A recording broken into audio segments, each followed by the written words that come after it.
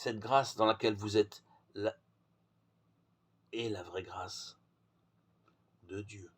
1 Pierre 5,12. La grâce de Dieu qui apporte le salut est apparue à tous les hommes.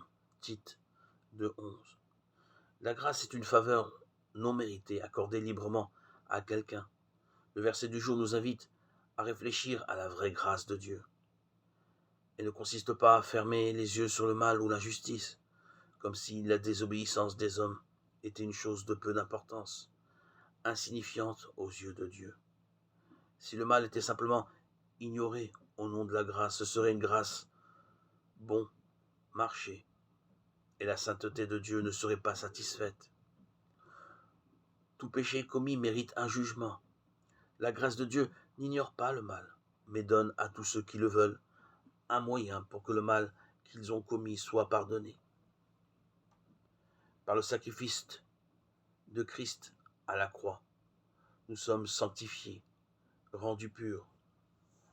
Sur la croix, Jésus a confessé le mal dont nous sommes coupables, comme si c'était lui qui l'avait commis. Il est écrit dans le psaume 40, qui nous parle du Seigneur, mes iniquités m'ont atteint.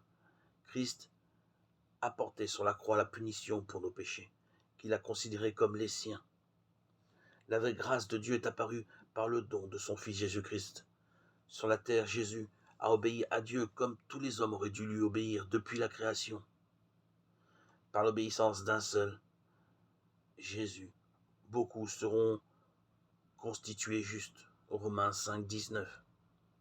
La vraie grâce de Dieu nous rend justes quand nous acceptons l'œuvre expiatoire de la croix. Elle nous délivre de toute culpabilité. C'est notre responsabilité de l'accepter.